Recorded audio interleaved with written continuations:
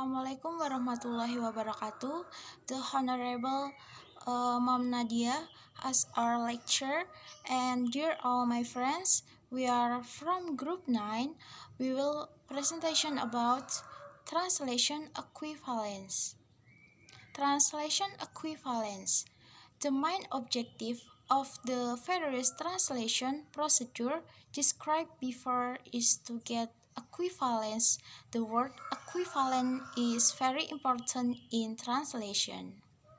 The translator should attempt to find equivalence between the source language and the target language. Remembering the importance of this concept in translation, the following discussion present two types of equivalence, namely formal equivalence and dynamic equivalence, and also principle governing a translation orient and the two types of equivalence. Types equivalence. Neither proves that principle.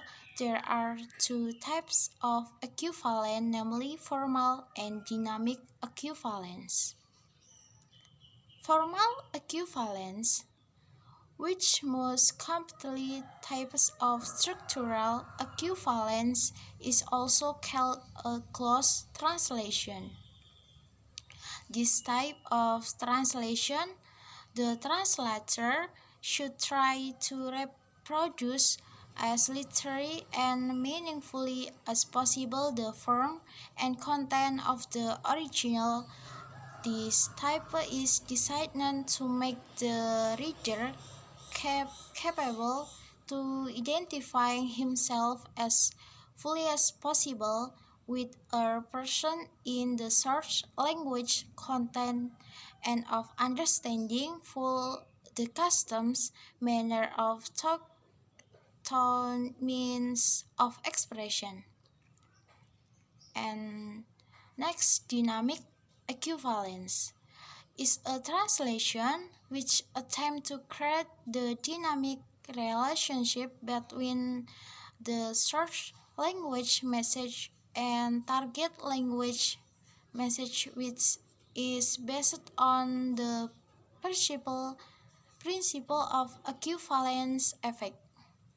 The translation of dynamic equivalent should also try to relate and target language to the modus of behavior which is relevant within the context of the target language culture. Thank you. Assalamualaikum warahmatullahi wabarakatuh. My name is Misbahul Munir and I will explain about dynamic equivalence. Dynamic equivalence is a translation which attempts to create the dynamic relationship between the source language message and the target language message, which is based on the principle of equivalent effect. The translation of dynamic equivalence should also try to relate the target language to the modes of behavior which is relevant within the context of the target language culture. This translation tries to create the dynamic relationship between the source and the target language using the principle of equivalent effect. And this translation also tries to relate the target language to the modes of behavior which is relevant within the context of the target language culture. Okay, the next material is the following of formal equivalence and dynamic equivalence. Firstly, the translation should try to reproduce grammatical units that might consist of a rendering nouns by nouns, verbs by verbs, adjectives by adjectives, maintaining the intactness of all phrases and sentences, and preserving all formal indicators such as mark of punctuation, paragraph breaks, and phonetic indentation. Secondly, the translator should reproduce consistency in word usage aimed at concordance of terminology. It means that the translator always translates a particular term in the source language document by the corresponding term in the target language. Thirdly, the translator should reproduce meanings in terms of the source context. In this case, he normally doesn't make adjustment in idioms but tries to reproduce such expression more or less literally. So the reader might get something dealing with the employment of local cultural elements by the original document in conveying meanings. Since that kind of translation clearly contains translation which is not understood by the average reader, the translator should add some marginal notes to explain formal features that cannot be represented adequately and to make some of the formal equivalence employed understandable. I think enough from me. If I have some mistake, I am so sorry, and the next material will be presented by my partner. Time is yours. I'm Ervina Nur Cahyanti. I will continue this presentation. The following are formal equivalence and dynamic equivalence. Concerning the principles governing translation oriented towards dynamic equivalence, since the dynamic equivalence translation, according to NIDA, is described as the closest natural equivalence to the source language message. There are three keywords contained in it, namely, first, equivalence referring to the source language message.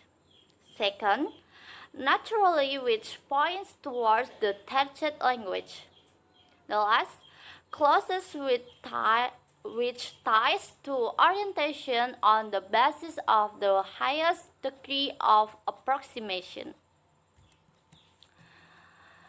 The equivalence is the one referring to the response rather than the form. And it seems that it is necessary to consider the word natural and its implication to the dynamic equivalence translation. Principally, the words natural may be applied to three areas of the communication process. So, a natural rendering must match the target language and culture as a whole, and the context of the particular message and the target language audience. Natural translation divided into grammatical adaptation and lexical adaptation. The grammatical adaptation are more easily made since many changes are required by the structure of the target language. For example, by shifting word order, using verbs in place of nouns, and replacing pronouns with nouns. Lexical adaptation, in general, there are three lexical levels to take into account, namely, terms which are parallel between the source language and the target language. Terms identifying culturally diverse objects but with somewhat similar function. The last, terms identifying culture specialities. The naturalness in dynamic equivalence. NIDA proposed that there are three elements that should be considered. The first is co-suitability that consists of, among others, words classes, grammatical categories, semantical classes, discourse type, and cultural context. The second is that natural translation must be in accordance with the context of the particular message. The last element in the naturalness of a dynamic equivalence translation is the extent to which the message fits the target language audience. This appropriateness should be considered based on the level of experience and the capacity for decoding if a real dynamic equivalence is reached. I think enough. Thank you so much for your attention. Wassalamualaikum warahmatullahi wabarakatuh.